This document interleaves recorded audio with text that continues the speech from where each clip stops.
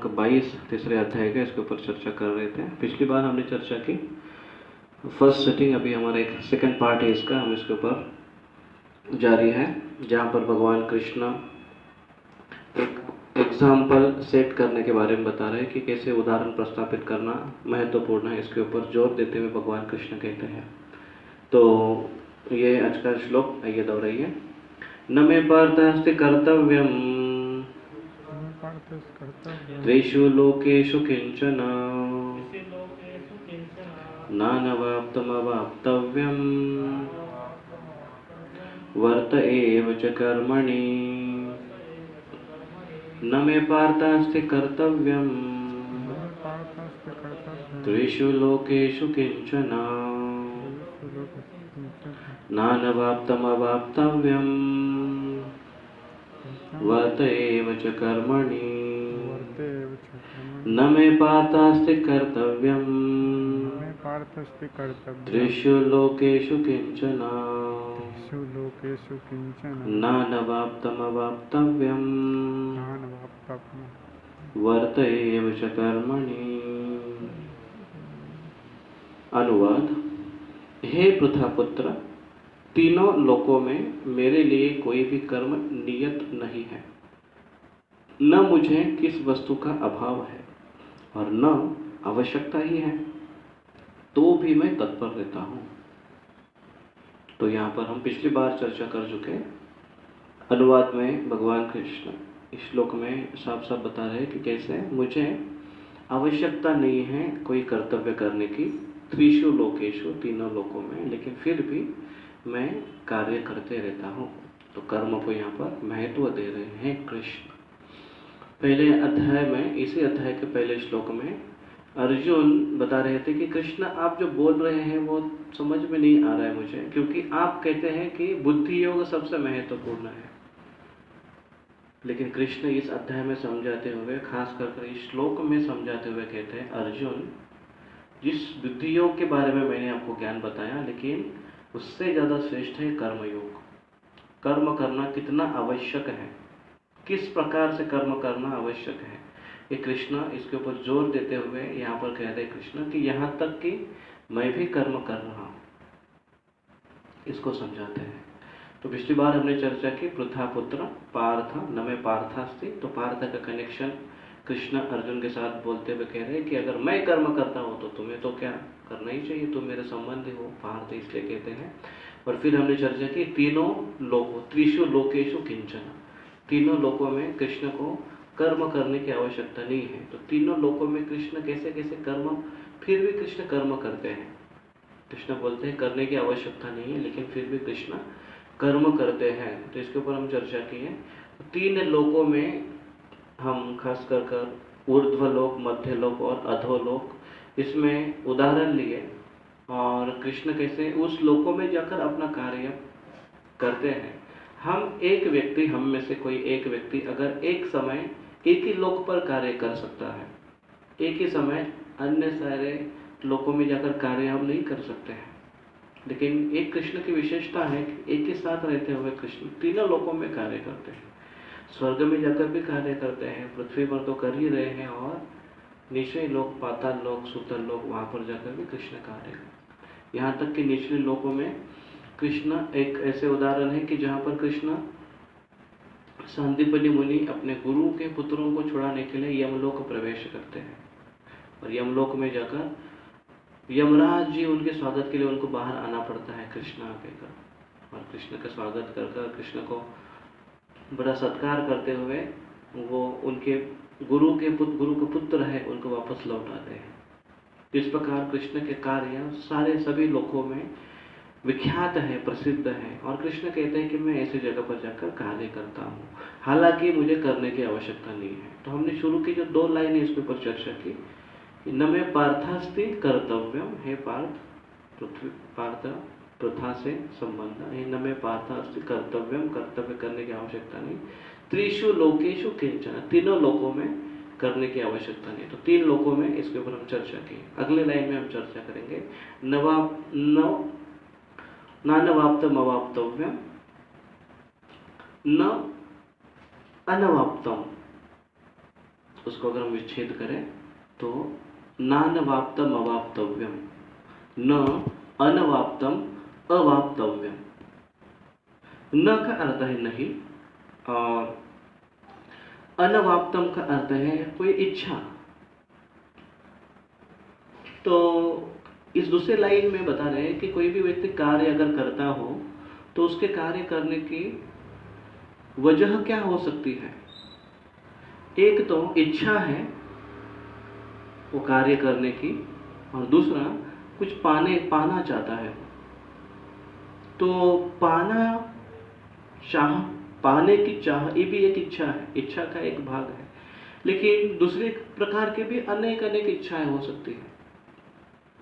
किसी व्यक्ति को कोई चीज अच्छी लगे तो उसको करना चाहता है, कोई चीज उसको चाहिए रहेगी तो उसको पाना चाहता है। लेकिन कृष्ण कहते हैं कि तो इसके लिए कोई कर्म करता है, कर्म करने का कारण पाना है। लेकिन कृष्ण के बारे में अगर हम चर्चा करें तो कृष्ण क्या इच्छा करेंगे। अच्छा, पाने की अगर बात है तो कृष्ण क्या पाना चाहेंगे, क्या चाहिए कृष्ण को। अच्छा, किसको पाने की या चाहने की चाह होती है, जिसके पास वो वस्तु की कमतरता हो, वो वस्तु उसके पास नहीं है, वो व्यक्ति उसके पास नहीं है, तो वो पाना चाहता है। कृष्ण के पास क्या नहीं है।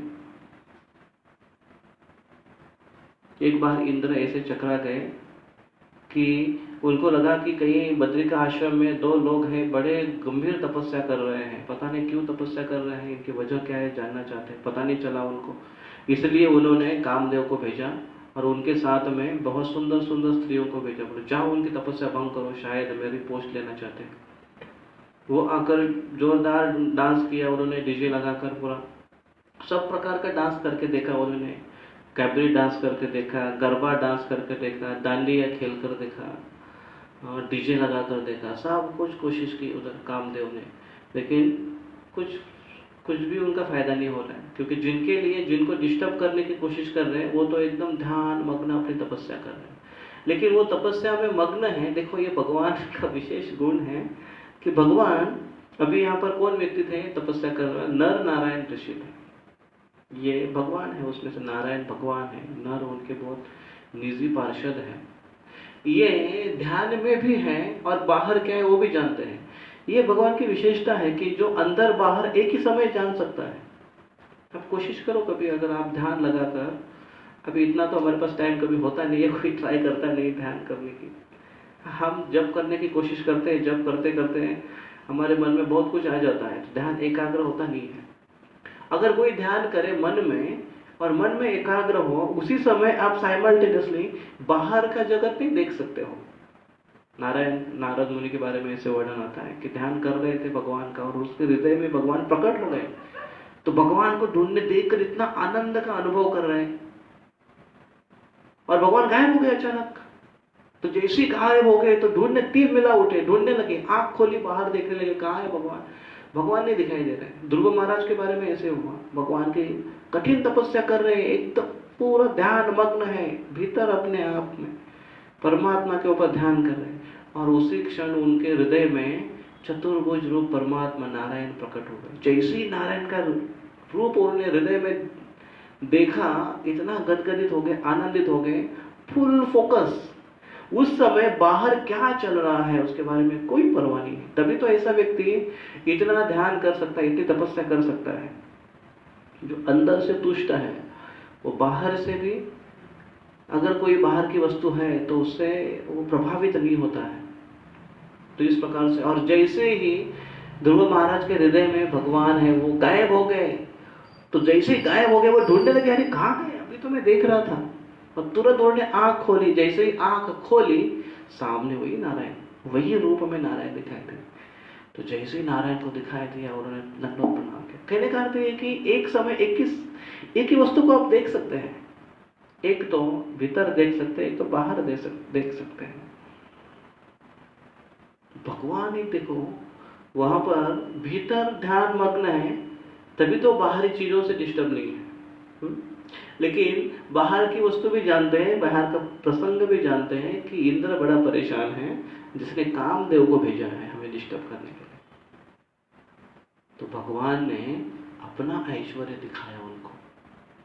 अभी भगवान यहाँ पर ध्यान मग्न ही, नर नारायण ऋषि ध्यानस्थ है, लेकिन कामदेव ने अपना दांडिया शांत किया, शांत बैठ के और देखने लगे कि कितनी सुंदर सुंदर अप्सराएं भगवान के शरीर से बाहर निकल रही है, इतनी सुंदर कि उनको देखकर कामदेव आकर्षित हो गए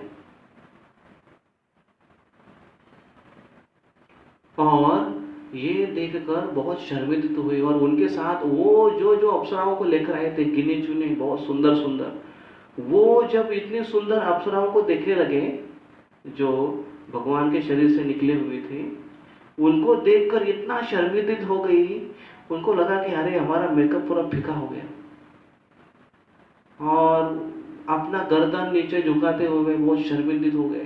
कुछ लोगों ने तो पल्लू से अपना मुंह ढक लिया, ये हालत हो गई उनकी। और फिर भगवान ने अपने जंघा से, अपने लैब से उन्होंने एक सुंदर स्त्री बहुत पकड़ के निर्माण की और ये कामदेव को दिया। बोले कामदेव को बोले ये लेकर जाओ तुम। ये उरु से निकली थी इसलिए उनका नाम रखा उर्वशी। कामदेव को बोला ये मेरी तरफ से इंद्र को डोनेशन है, और जो इंद्र को बोलना कोई टेंशन मत लेना, मैं तुम्हारे पोस्ट लेने के लिए तपस्या नहीं कर रहा हूं। क्योंकि क्या चाहिए उनको, क्यों पोस्ट लेंगे वो, कोई इच्छा नहीं है, कोई कामना नहीं है, तपस्या भी कर रहे हैं तो तपस्या करने के लिए उनका वो अवतार है, अभी भी तपस्या कर रहे हैं, कुछ पाने के लिए नहीं। तो भगवान को न नानवाप्तम मवाप्तव्यम, कोई कार्य अगर भगवान करते हैं तो वो करने के पीछे कुछ कारण होता है। क्या कारण होता है? एक तो कुछ पाना चाहता है, एक तो कुछ इच्छा होती है। लेकिन जिसके पास ऑलरेडी सब कुछ है वो क्या इच्छा करेगा? जैसे वो नर नारायण ऋषि, उनके पास ही, उन्हीं के अंदर ही सब कुछ है, उन्होंने अपने में से उनको दे दिया, कामदेव को दे दिया। वो क्या इच्छा करेगा? सुंदर स्त्री की क्या इच्छा करेंगे? संपत्ति की, धन पोजीशन की क्या इच्छा करेंगे? इंद्र का पोस्ट लेने की क्या इच्छा करेंगे?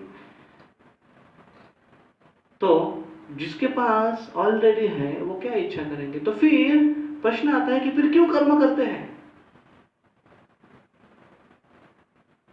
भगवान इस जगत में क्या इच्छा करते हैं और क्या पाना चाहते हैं? अभी इसमें से तो एक आंसर तो आपको, आप सब लोग जानते हैं, भगवत गीता में कृष्ण कहते हैं 4.7 कृष्ण आने का कारण, यदा यदा धर्मस्य ग्लानिर्भवति भारत अभ्युत्थानम अधर्मस्य तदात्मानं सृजाम्यहम्। कृष्ण कहते हैं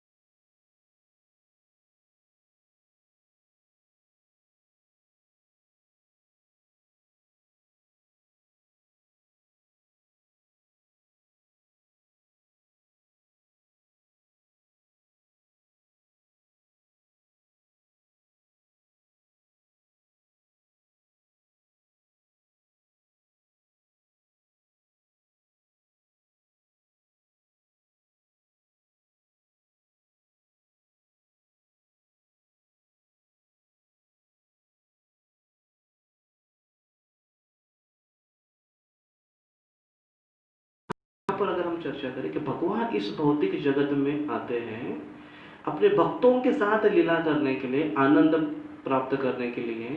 अभी यहाँ पर भगवत गीता में कृष्ण कहते हैं कि ऐसे भक्त जो दैवी प्रकृति में आश्रिता, वो भौतिक प्रकृति में नहीं रहते हैं, वो किस में रहते हैं? दैवी प्रकृति में आश्रित, दैवी प्रकृति का आश्रय लिया रहता है। इसका मतलब है कि वो भौतिक जगत में नहीं है, वो आध्यात्मिक जगत में है।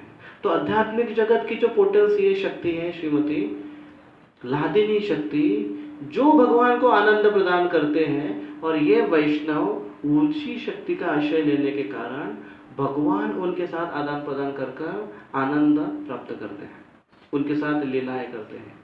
तो ऐसे जीव जब दैवी शक्ति का आश्रय लेते हैं, इसका मतलब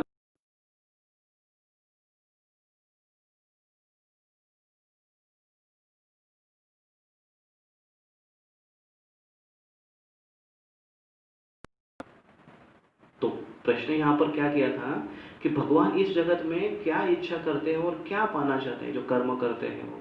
अभी यहाँ पर तो साबित ये हो गया है कि भगवान इस जगत में भले ही हमको कार्य करते हुए दिखाई देते हैं, भक्तों के साथ व्यवहार करते हुए दिखाई देते हैं, लेकिन उनका जो व्यवहार है वो आध्यात्मिक स्तर पर है पूरी तरह से, क्योंकि उनके भक्त भी आध्यात्मिक स्तर पर है, दैवी प्रकृति का आश्रय उन्होंने लिया है।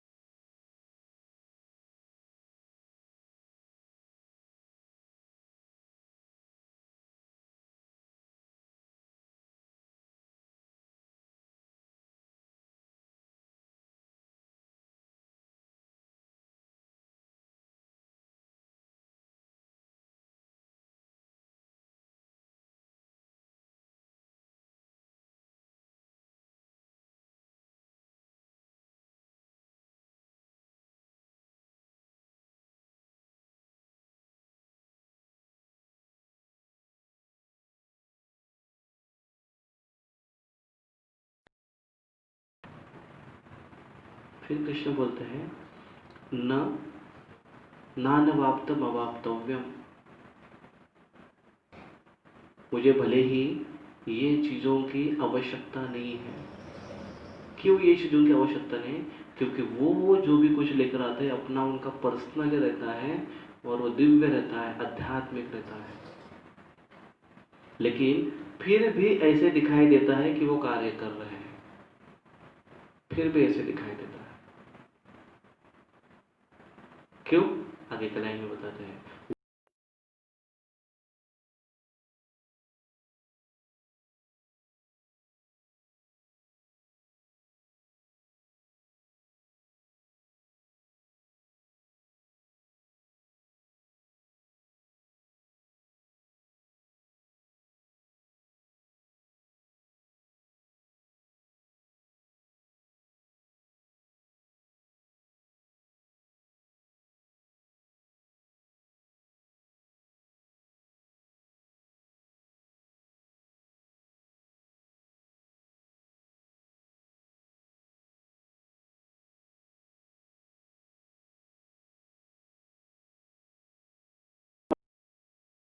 उदाहरण प्रस्तुत किया, वैसे अर्जुन तुम भी अपना उदाहरण प्रस्तुत करो। अभी कृष्ण खुद का एग्जाम्पल दे रहे हैं लीडरशिप में। अभी अगर हम चर्चा करें यहाँ पर कि लीडरशिप में जनक महाराज की लीडरशिप और कृष्ण की लीडरशिप, इस दोनों की लीडरशिप में क्या अंतर है? दोनों की लीडरशिप में क्या अंतर है? अंतर है। दोनों की लीडरशिप को पालन करना, फॉलो करना हमारे लिए उचित है, क्योंकि दोनों ने एक सही एग्जाम्पल सेट किया है। क्या एग्जाम्पल सेट किया है उन्होंने? कि कैसे हमको आचरण करना है, कैसे हमको भगवान की भक्ति करनी है, कैसे हमको हमारी प्रिस्क्राइब ड्यूटी करनी है, जैसे उन लोगों ने की। जनक महाराज और कृष्ण के आचरण में फर्क इतना है कि जनक महाराज ये अपने आचरण से एक लीडरशिप पोजीशन में बने और अपने आचरण से अपने आप को उन्होंने शुद्ध कर दिया।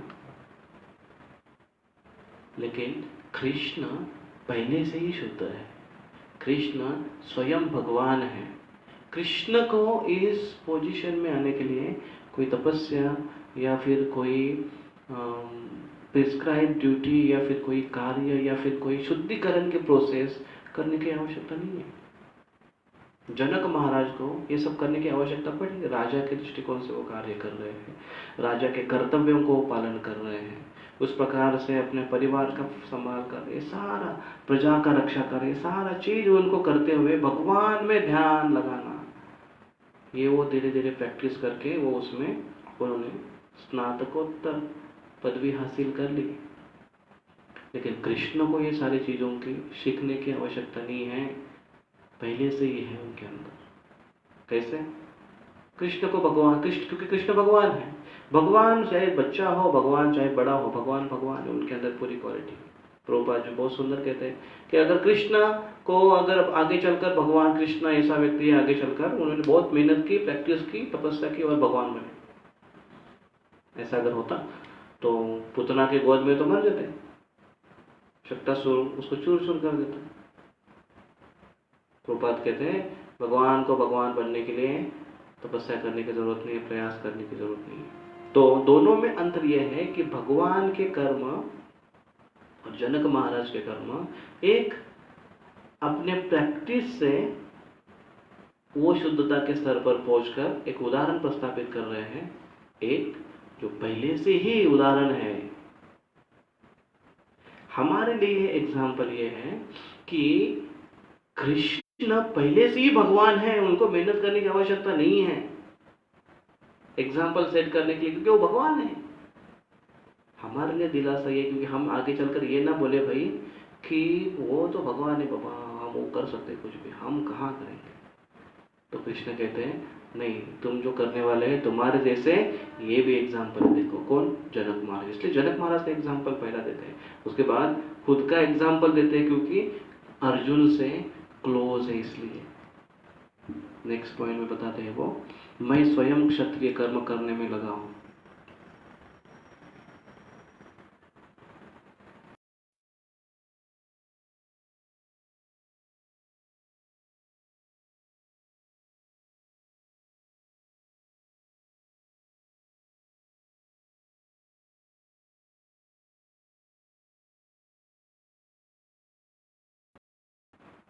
जनक महाराज भी कर रहे थे, और जो तुम्हारी वंश परंपरा है ना, उसमें भी लोग कर रहे थे, और जो आगे चलकर आने वाले जो लोग हैं ना, उनको भी करना पड़ेगा अपना काम।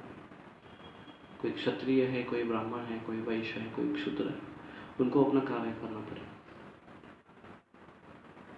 महाभारत में एक सुंदर इंसिडेंस होता है जहाँ पर कृष्ण, ये जो स्टोरी है उसका देखो कैसे ट्विस्ट है ये स्टोरी में। हम जो सुने हैं कि परीक्षित महाराज, इसमें अभी आपको ये स्टोरी में 3 डायमेंशन में सुनाता हूँ। 3D का एक चश्मा आपको देता हूँ, उसको आप ध्यान दीजिए। फर्स्ट डायमेंशन ये है, स्टोरी ये है कि श्रीमद् भागवत में बताया गया है कि भगवान कृष्ण ने परीक्षित की रक्षा की। गर्भ में उत्तरा के गर्भ में भगवान कृष्ण, जब जैसे ही पता चला कि अश्वत्थामा ने ब्रह्मशीर छोड़ा है, तो भगवान कृष्ण उनके उत्तरा के गर्भ में प्रवेश किए और ब्रह्मशीर को, ब्रह्मास्त्र को उन्होंने नलिफाई कर दिया। ऐसा वर्णन है श्रीमद् भागवतम के प्रथम स्कंद में। और फिर परीक्षित महाराज जीवित जन्म हुआ उनका। एक फर्स्ट स्टोरी है। सेकंड स्टोरी महाभारत में आता है कि जहां पर परीक्षित महाराज वॉज ऑलरेडी डेड, क्योंकि जैसे ही उसने अश्वत्थामा ने वो अस्त्र को जैसे ही डाइवर्ट कर दिया, इतना क्विक एक्शन हुआ वो कि वो इमीडिएटली उत्तरा के गर्भ में जाकर उत्तरा के गर्भ को नष्ट कर दिया। यहाँ अभी यहाँ पर बात ऐसी है कि कभी कभी देखो स्टोरी ऐसी होती है ना कृष्ण की लीला की, हम उसको समझना थोड़ा कठिन हो जाता है। कृष्ण काल है, काल पर्सोनिफाइड है कृष्ण, कालोस्मि लोकक्षय प्रवृत्त। काल मतलब समय, मतलब time. Krishna is a time and time personified become a late to protect Parikshit. ऐसा हो सकता है? काल समय लेट हो गया परीक्षित महाराज को रक्षा करने के लिए, उत्तरा के गर्भ में जाने के लिए। क्यों? क्योंकि वो ब्रह्मशीर है, वह पहले ही जा गया और उसने, ऐसा नहीं हो सकता। लेकिन कृष्ण ये दिखाना चाहते हैं कि ठीक है, मैं रक्षा करता हूं मेरे भक्तों की, ये बात तो है, लेकिन इवन इफ इन केस अगर जहां पर हानि भी हो तो मैं प्रकृति के नियम को बदल सकता हूं मेरे भक्तों की रक्षा करने के लिए और धर्म की स्थापना करने के लिए। तो ये वन स्टेप अहेड है। कृष्ण भक्तों के प्रति क्या फीलिंग रखते हैं, भक्तों को लेकर कृष्ण क्या फील करते हैं, कृष्ण दिखाते हैं कि भले ही मरे हो। सेकंड, आपको एक ही स्टोरी में सेकंड दो आपको ये बताया। थर्ड ये है, उधर एक्सप्लेनेशन ऐसे आता है महाभारत में कि कृष्ण ने परीक्षित को जीवित नहीं किया। कृष्ण ने वहां पर जाकर कृष्ण देखा कि परीक्षित को मार दिया गया है, परीक्षित मर गया है, जल गया है, भून गया है उस अस्त्र से। तो कृष्ण वहां पर जाकर प्रार्थना कर रहे देवी देवताओं को, और कृष्ण कह रहे कि हे भाग्य विधाता, हे देवी देवता, हे सर्वेश्वर, अगर मेरे कर्म शुद्ध है, अगर मैं युद्ध में कभी पीछे नहीं हटा हूं, कभी भागा नहीं हूं, अब उसके लिए तो उनको रणछोड़ नाम पड़े, लेकिन कभी अगर भागा नहीं हूं, मेरा आचरण अगर शुद्ध है, प्रार्थना कर रहे हैं, तो इस परीक्षित को आप जीवन दान दे दो। होता है ना ऐसा कि कोई अपने शील को दाव में लगाता है। जैसे सीता महारानी ने अपने शील को दाव में लगा दिया। अंत में क्या कहा उन्होंने कि हे धरती माँ, अगर मैंने स्वप्न भी में भी अगर कभी किसी अन्य पुरुष का स्मरण किया हो, तो आप मुझे अपने गोद में स्थान दो। और तुरंत धरती माँ फट गई और वहां से धरती देवी बाहर आकर उसी वक्त सीता महारानी को लेकर गई। इसका अर्थ यह है कि उनका शील इतना चारित्र, इतना पवित्र है कि देवी देवताओं को साक्ष्य देना पड़ेगा कि नहीं, ये व्यक्ति वैसे है, ये व्यक्ति के अंदर वो चारित्रता है। उनको साक्ष्य देना पड़ेगा। उनको, अगर वो व्यक्ति नियम से चल रहा है तो देवी देवताओं को उसका फल देना ही पड़ेगा। ये प्रकृति का नियम है, ये भाग्य का नियम है, दैव का नियम है। इसी नियम को कृष्ण इस्तेमाल कर रहे हैं।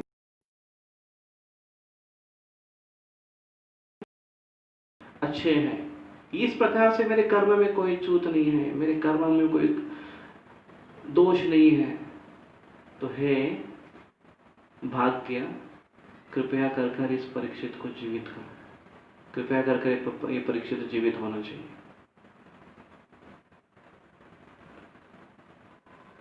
अगर मैं नहीं कहूं तो परीक्षित जीवित हो, अगर मैं मेरे पत्नियों के प्रति समभाव हूं तो ये परीक्षित जीवित हो, अगर मेरा किसी के प्रति दूजा भाव नहीं है तो ये परीक्षित जीवित हो, और परीक्षित जीवित हो गए।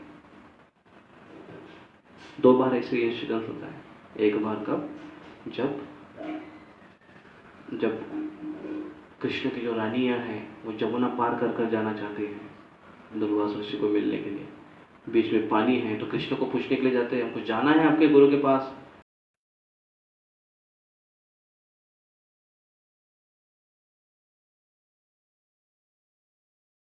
तो सारे गोपिकाएं रानी क्वेश्चन मार्क हो गए हैं, ब्रह्मचारी।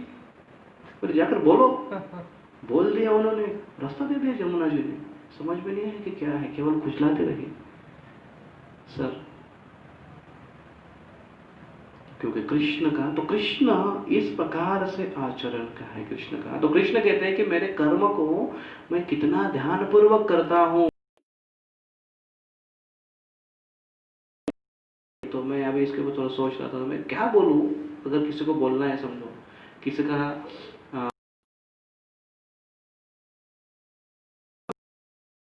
मेरी आज तक के जपा में, 16 माला जपा में मैं एक बार भी मेरा ध्यान न भटका हो, तो ये भक्त है, उसका बुखार चला जाए। अबे वो उल्टा हो जाएगा बोल नहीं। क्या बोल सकते हैं हम लोग, ये साधना ठीक है, जपा के तो छोड़ दूंगा, क्या बोलूं। मेरा वैष्णव रिलेशन में, वैष्णव आचार संहिता में किसी भक्तों का मैंने अगर दिल दुखाया नहीं हो, तो ये भक्तों की बीमारी नष्ट हो। ऐसा नहीं होगा, कोई ना कोई होगा, आपको भले ही पता नहीं होगा, लेकिन वो आपसे शायद दुखी हो। क्या बोल क्या सकते हैं हम, बताइए, थोड़ा सोचिए इसके ऊपर, कभी इसके ऊपर सोचिए कि क्या बोल सकते हैं हम, किसको दांव पर लगा सकते हैं। घरेलू व्यवहार में भी, चलो भक्ति के छोड़ दीजिए, घरेलू व्यवहार में भी अगर कोई प्रापंचिक जीवन में है, कर्म के बारे में अगर बताया, तो कोई स्त्री बोल सकती है कि आज तक मेरे पति की सेवा में मैंने कभी किसी प्रकार की मन में कभी दूसरा भाव न लाया हो, मन में कोई पाप न लाया हो, या मन में कोई अन्य कोई बात न लाई हो, केवल शुद्ध सेवा की भावना में अगर किया हो, तो ये कार्य संपन्न हो। ऐसा होगा मुश्किल, क्योंकि जब से विवाह हुआ है, 10 साल 12 साल 15 साल, उसमें क्या क्या हुआ है, हाय हाय हाय। तो हर एक का अपना अपना हर एक आदमी जानता है।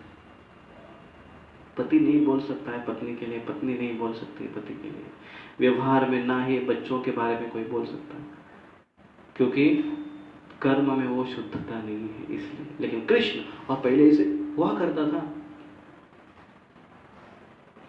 इसलिए तो सत्यवान सावित्री ने सत्यवान को मृत्यु के मुख से छुड़ाया, उनके अंदर वो शुद्धता थी। हमने जो उस नल दमयंती की जो स्टोरी देखी, उसमें दमयंती ने तो ये कहा विधाताओं को, हे देवता, हे विधाता, अगर मैं शुद्ध हूं और अगर मेरे पति के प्रति मैं एक निष्ठ हूं, तो ये जो शिकारी है उसको पकड़ने के लिए आया था, चारित्र भंग करने के लिए आया था दमयंती का। उसने कहा कि ये इसको सजा मिल जाए, इसके पाप इसके ऊपर फूट पड़े, और तुरंत देखते ही देखते वो मर गया। क्योंकि देवतागण वैसे कर्म के फल दे सकते हैं अगर वो व्यक्ति के अंदर शुद्धता है। तो कहने का अर्थ है कि कृष्ण, ये सारे जो उदाहरण हुए लोगों के, कृष्ण भी अपने उदाहरण को, अपने कर्तव्य को कितना महत्व देते हैं। इसलिए कृष्ण कहते हैं कि मैं स्वयं अपने क्षत्रिय धर्म का पालन कर रहा हूं।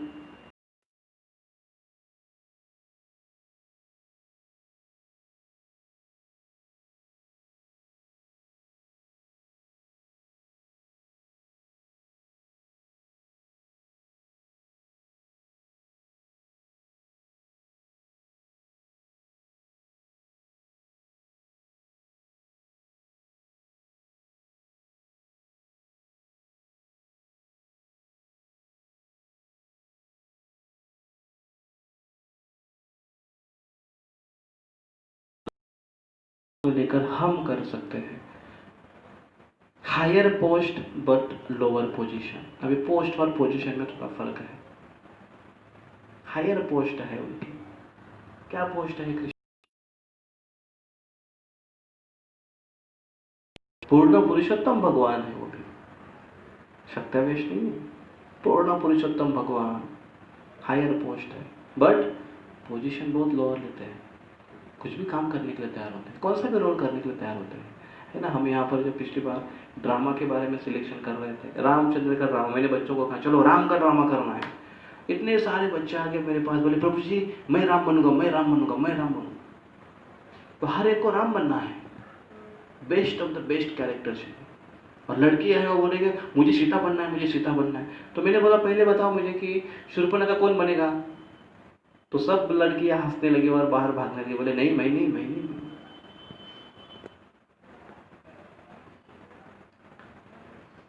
अभी रोल में शूर्पणखा बनना कोई बुरा नहीं है, लेकिन व्यवहार में शूर्पणखा नहीं बनना चाहिए, होता उल्टा है।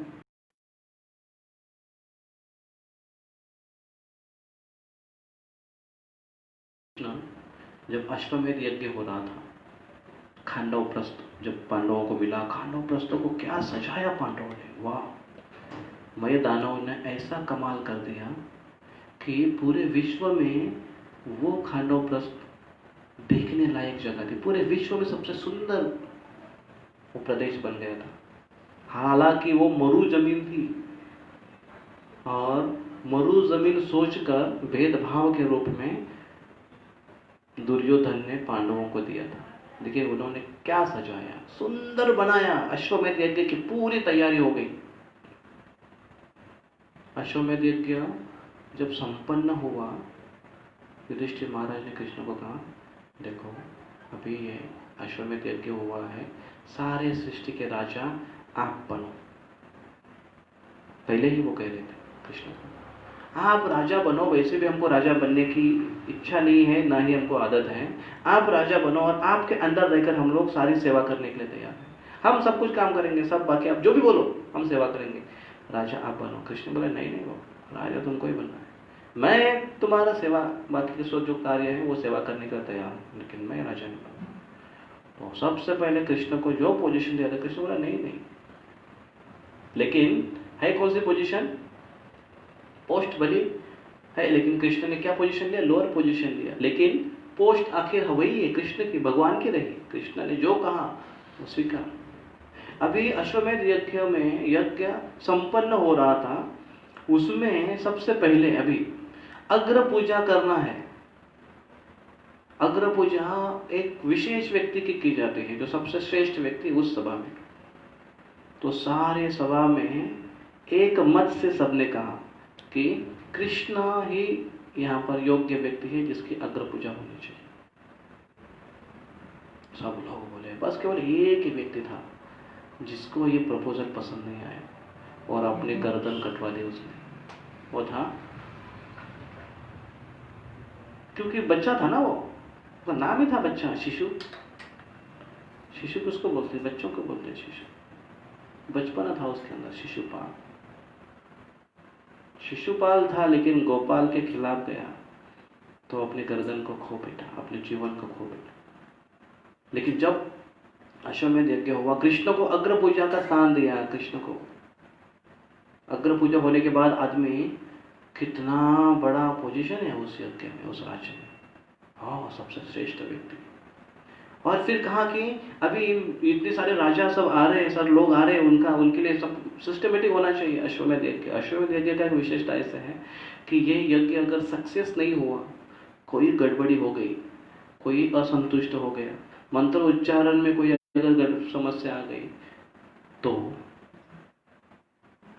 ब्रह्म राक्षस है ना, वो घूमते रहते हैं वो यज्ञ के इर्द गिर्द। वो घूमते रहते इर्द। क्यों, क्या घूमते, क्या देखते रहते? वो कहीं पर फॉल्ट होता है गया, और अगर फॉल्ट हो गया तो वो यज्ञ को ध्वस्त कर देते हैं, राजा को मार डालते हैं। ब्रह्म राक्षस बहुत शक्तिशाली होते हैं।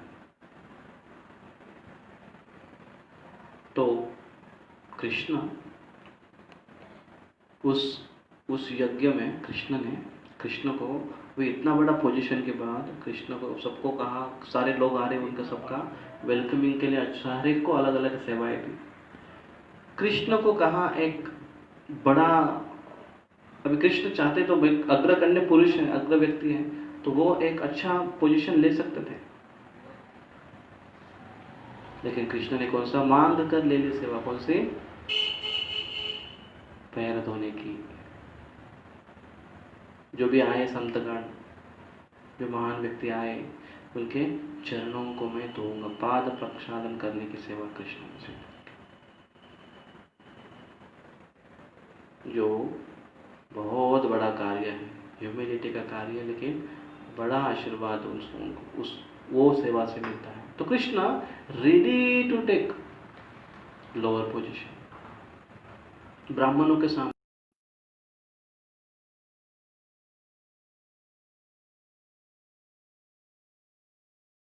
उनके मित्र आए थे, सुदामा, अब ये तो मित्र है, ब्राह्मण है लेकिन है तो मित्र, मिलने के लिए आ गए। कृष्ण खुद होकर भाग कर गए गेट पर, उनको स्वागत कर कर लेकर आए, उनको अपने स्थान पर बिठाया और सुदामा जी के पैर धोने लगे कृष्ण।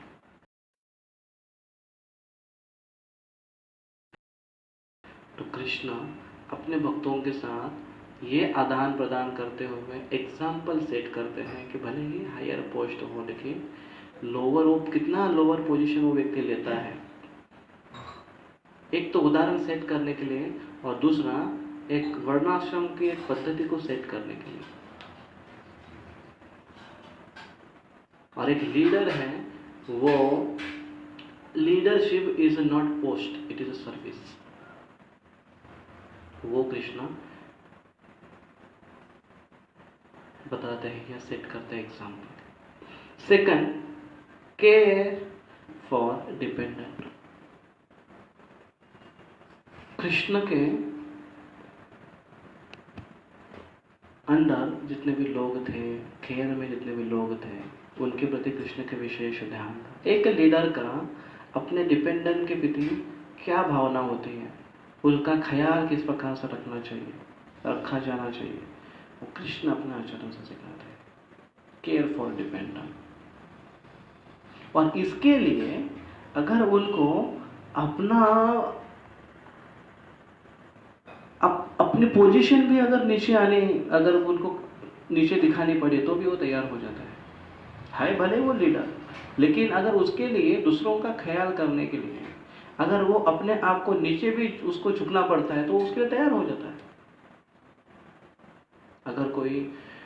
अगर लगता है कि ये व्यक्ति हमसे दुखी है, हमसे परेशान है, तो उसके सामने जाकर माफी मांगने तक, लोअर पोजीशन धारण करने तक वो तैयार हो जाता है, क्योंकि केयर करना है डिपेंडेंट को।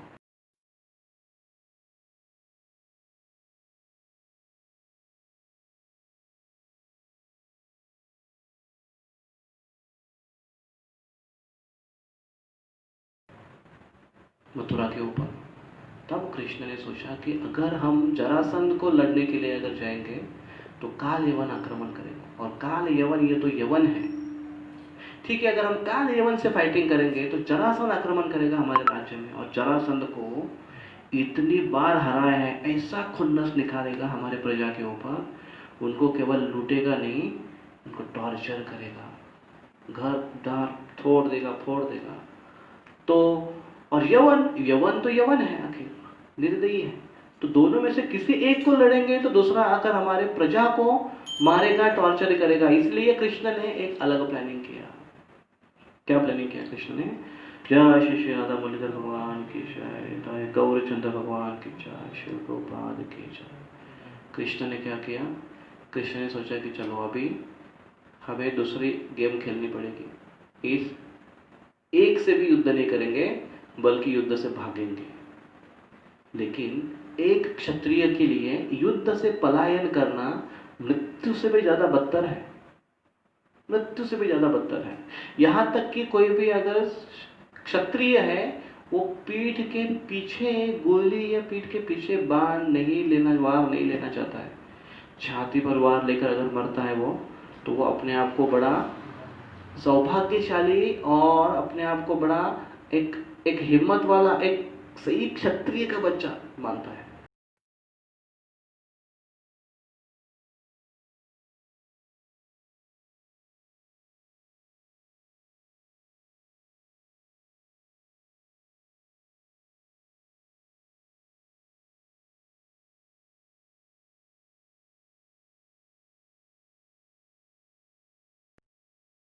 अकाल का पलड़ा हमारे साथ है और इसके ऊपर हावी हो रहा है, इसलिए भाग रहा है। काल यवन भी वही सोच रहा था, ये भाग क्यों रहा है, इसको हम नहीं छोड़ेंगे, और वो भी कृष्ण के पीछे भागने लगे। अभी यहाँ पर कृष्ण, अभी तो हमने कहा था परीक्षित महाराज को बचाने के लिए बोल रहे भगवान से, वो दैव को बोल रहे कि मेरा आचरण शुद्ध है तो इसको जीवित करो कर। लेकिन यहाँ पर तो युद्ध से भाग रहे। किसी शत्रु को कुछ हद तक अंजाम देने के लिए अगर वो क्षत्रिय एक स्ट्रेटेजी यूज करता है और उस स्ट्रेटेजी में अगर कुछ समय तक पीछे भी अगर हटने की बात आ जाती है तो उसे हार नहीं मानते हैं, ये हार नहीं कहते हैं। कृष्ण यहां पर इस भावना से पीछे हट रहे थे कि पीछे हटकर उसको अंजाम देना है। इसलिए कृष्ण का पीछे हटना ये कायरता नहीं है। लेकिन कृष्ण ये भी जानते थे कि अगर मैं पीछे हटूंगा तो जो क्रिटिक्स होते हैं ना, जिसको आदत है ऊपर से, वो जो कौवे के जैसे होता है ना, कौवा वो टोच मारता है ना, जहां जख्म है ना वहीं पर जाकर वो ऐसा अपना अपना टोच मारेगा, अपना चोच मारेगा। वैसे क्रिटिक्स जो होते हैं ना, क्रिटिक्स को क्या बोलते हैं, जो व्यंग करने वाले लोग होते हैं ना, वो बराबर व्यंग ढूंढते हैं कहां पर खोट है।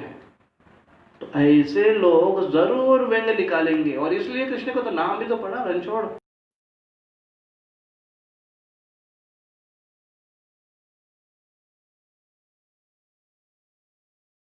जाए कोई प्रॉब्लम नहीं है, मेरे ऊपर अगर ऐसा लांछन लग जाए चलेगा, लेकिन इससे अगर मेरी प्रजा की रक्षा होती है, मेरे भक्तों की रक्षा होती है।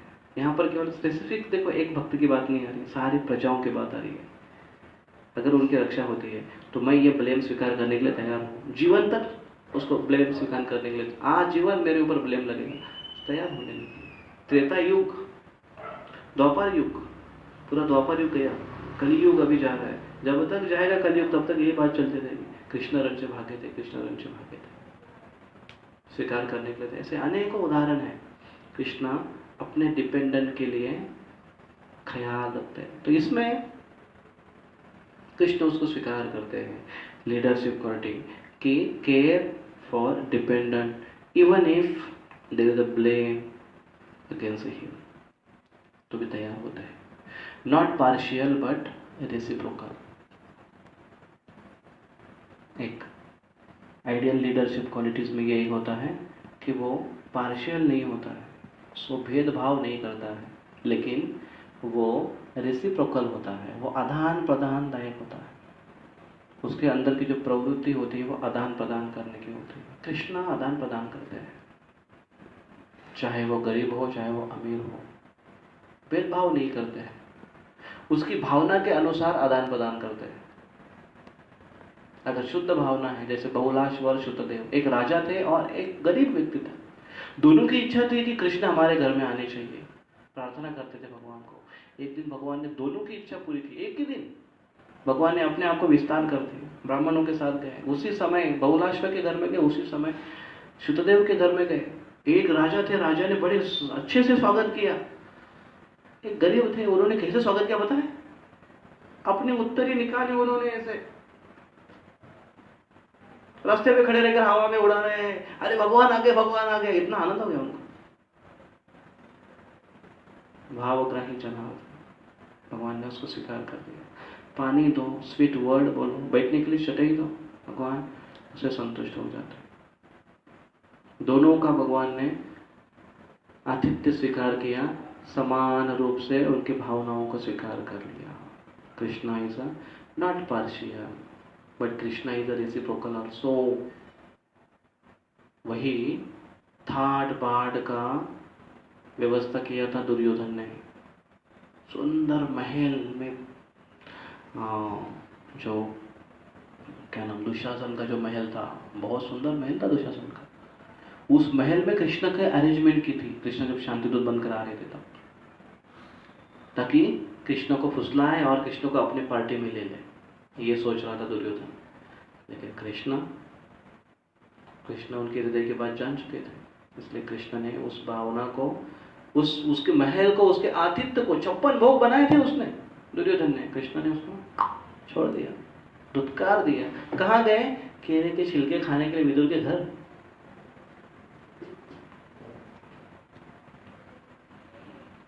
अभी विदुर के घर, विदुरानी के घर, उनके पास कुछ था नहीं। इसका मतलब ये नहीं कि हाँ अच्छा भगवान को केले के छिलके पसंद है, केले हम लोग खाएंगे, छिलके भगवान खाओ, प्रेम से खाते हो नहीं। क्योंकि उसके लिए एग्जाम्पल शुद्धदेव का भी है, राजा के रूप में उन्होंने सेवा की। जगन्नाथ भी है, जगन्नाथ जी राजा के जैसे सेवा स्वीकार करते हैं। तो she is not partial but reciprocal के रूप में दुर्योधन और अर्जुन। हाँ देखिए यहाँ पर ये सुंदर एग्जाम्पल है। दुर्योधन अर्जुन दोनों भी आए थे कृष्ण को मदद मांगने के लिए, युद्ध के लिए। यहां तक कि दुर्योधन पहले आया था, दुर्योधन की तपस्या ज्यादा थी, तपस्या थी ना, वेट कर रहे हैं ना। कृष्ण जब तक उठ नहीं रहा तब तक इंतजार कर रहा, बैठा है उधर। अर्जुन आकर बैठे चरणों में। जैसे ही कृष्ण ने आंख खोले, पहले देखे अर्जुन, तो कृष्ण कहा अरे अर्जुन तुम कब आते? दुर्योधन का यहां से हो जाए, मैं पहले आया हूं भगवान, मैं पहले आया हूं। कृष्ण ने कहा अरे दुर्योधन तुम भी आए हो? पहले हाँ,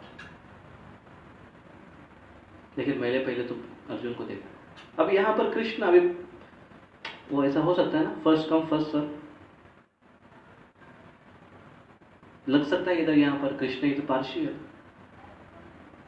पहले उदाहरण से देखो, कृष्ण इज नॉट पार्शियल, दोनों को समान भावना रखते हैं। लेकिन कृष्ण रेसिप्रोकेशन भी करते हैं। क्यों? क्योंकि दुर्योधन उसके साथ क्या व्यवहार करना है, सामंजस्य का, उसके साथ क्या रेसिप्रोकेशन करना है, समानता का, वो है धूर्त।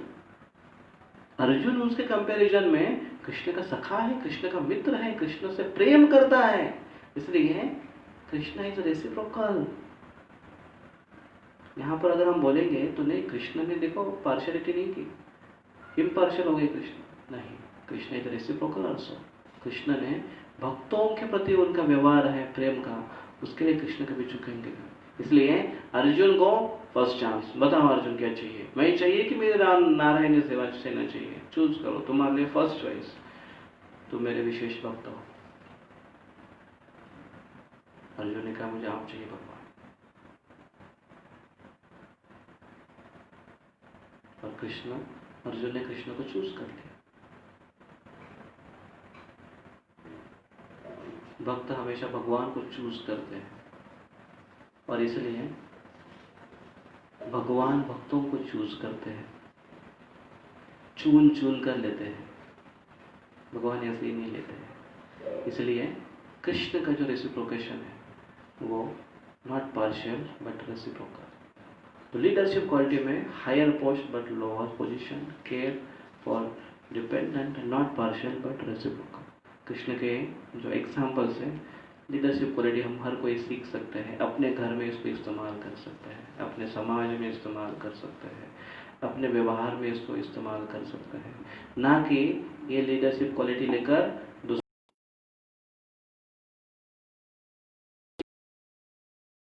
लीडर है क्या, है क्या तेरे पास ये क्वालिटी? कृष्ण के पास है वैसे।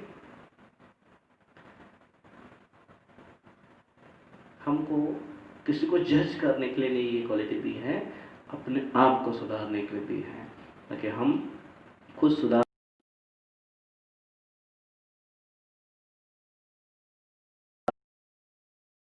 इन शॉर्ट हमने इस श्लोक को हम कंक्लूड करते हैं। इस श्लोक में हमने क्या चर्चा की? श्लोक में हमने चर्चा की कि भगवान यहाँ पर पार्थ नाम कहकर अर्जुन को कहते हैं कि तुम मुझसे संबंधित हो, मेरे से रिलेशन है तुम्हारा, मैं जैसे कार्य करता हूँ तुमको भी करना कंपलसरी आवश्यक है, इसलिए करो। अर्जुन न मे पार्थास्ति कर्तव्यम त्रिषु लोकेषु, 3 लोकों में मेरे कार्य कैसे है, करने की आवश्यकता नहीं है फिर भी मैं करता हूँ। और 3 लोकों में क्या क्या कर्म किए हैं कृष्ण ने, कैसे कैसे व्यवहार किया भक्तों के साथ, उसके ऊपर हमने चर्चा की। फिर हमने देखा कि नानवाप्तम अवाप्तव्यम, कि कृष्ण को कार्य करने की, किसी को कार्य करने की आवश्यकता क्यों होती है, इच्छा है और कुछ पाने की लालसा है।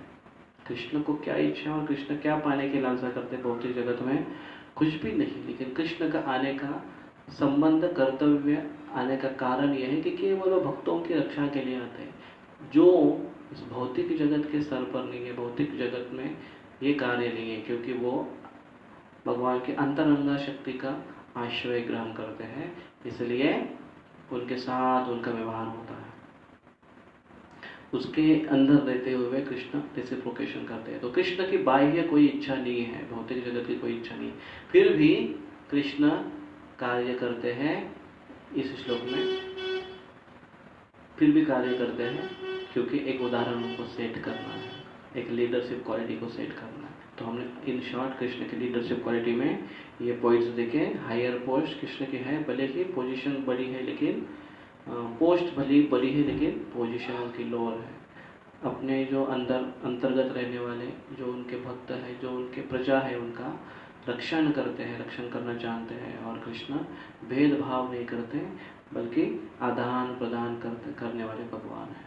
हरे कृष्ण कृष्ण कृष्ण हरे हरे, हरे राम राम राम हरे हरे। श्री श्री राधा मुरलीधर भगवान की जय। निताई गौर चंद्र भगवान की जय। जगत गुरु श्रील प्रभुपाद की जय। निताई गौर प्रेमानंदे हरि हरि बोल। तो यहाँ पर रुकेंगे। अगर किसी के मन में कोई प्रश्न है, पिछली बार प्रश्न पूछा गया था कि तब तक इसका उत्तर दे, तब तक अगर किसी का प्रश्न है तो आप उसका प्रश्न पूछ सकते हैं, आप भेज सकते हैं। तो पिछली बार प्रश्न पूछा था कि वो सुतल लोक में जो 6 बच्चे थे, वो सुतल लोक में क्या करते थे। तो उनका बैकग्राउंड ऐसे था कि वो मरीचि के पुत्र थे, उनको शाप मिला था कि अपने पिता के हाथ से वो मरे, लेकिन अगले नेक्स्ट लाइफ में वो हिरण्यकशिपु के पुत्र बने। तो हिरण्यकशिपु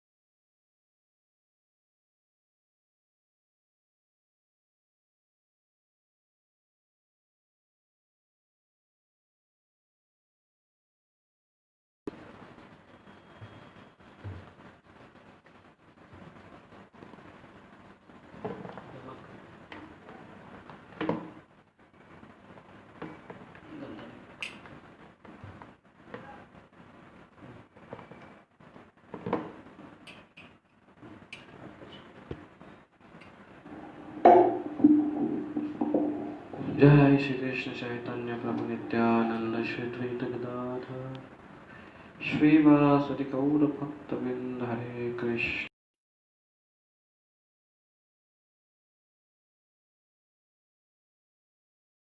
राम राम राम हरे हरे।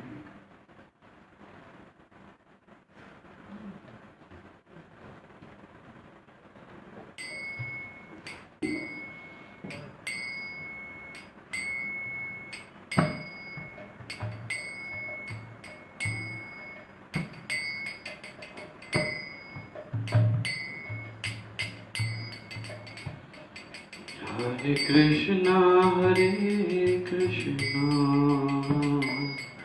कृष्ण कृष्ण हरे हरे, हरे राम राम राम हरे हरे, हरे कृष्णा हरे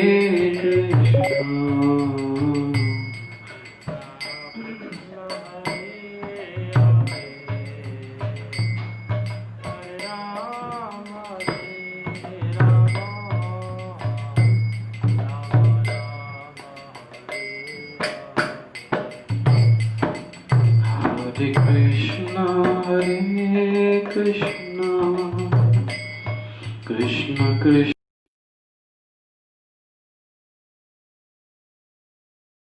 हरे राम राम राम हरे हरे, हरे कृष्ण हरे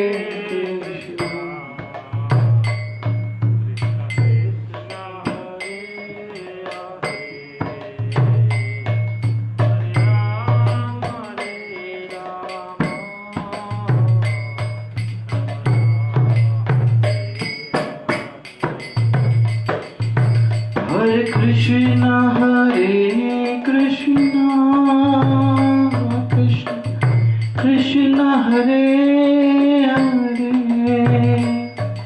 हरे राम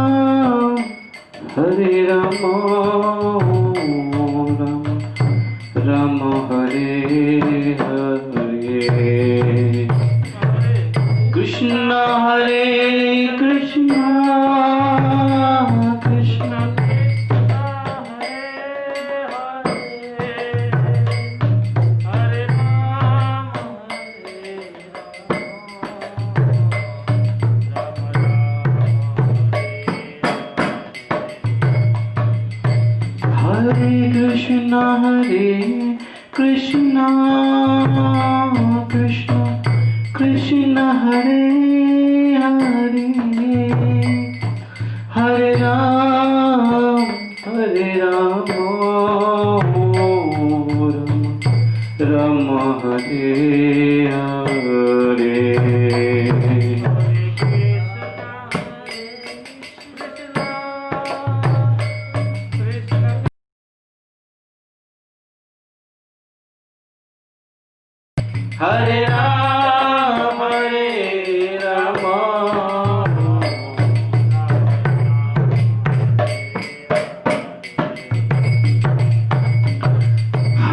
कृष्ण हरे कृष्ण कृष्ण कृष्ण हरे हरे, हरे राम राम हरे हरे, हरे राम हरे कृष्ण कृष्ण कृष्ण हरे हरे, हरे राम राम राम हरे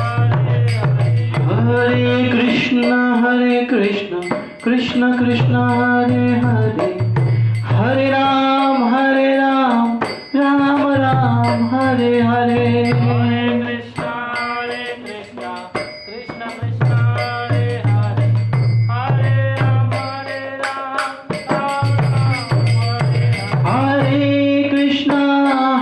कृष्ण कृष्ण कृष्ण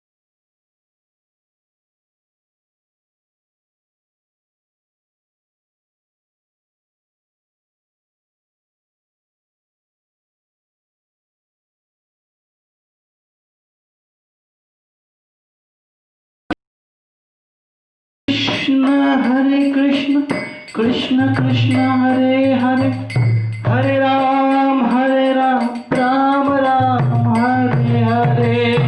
कृष्ण हरे कृष्ण कृष्ण कृष्ण हरे हरे, हरे राम राम हरे। हरे कृष्ण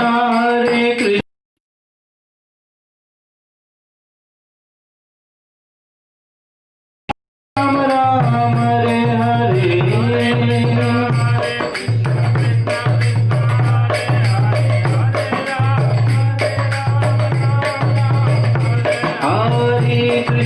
हरे कृष्ण कृष्ण कृष्ण हरे हरे, हरे राम राम राम हरे हरे।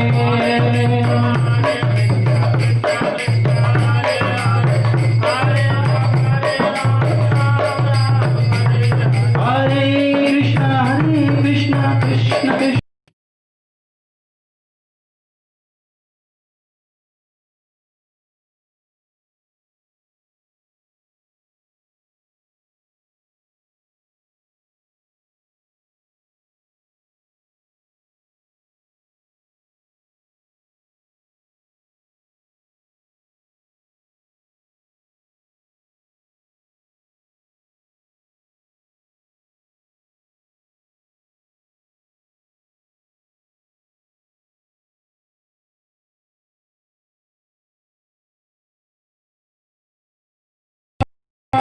हरे हरे राम, हरे राम राम राम हरे हरे।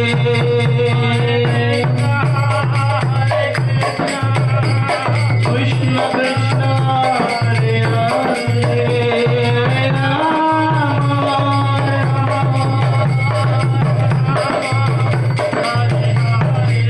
हरे कृष्ण।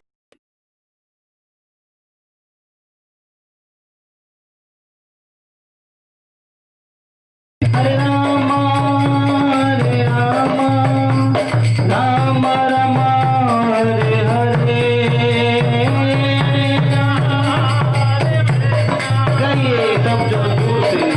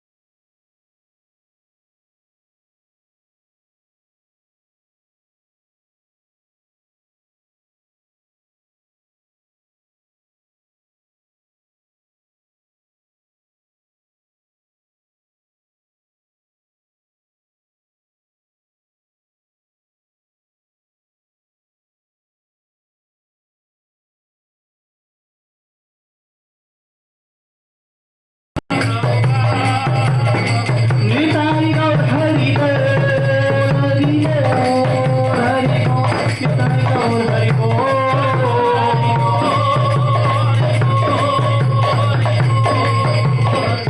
श्री हरि राम संकीर्तन।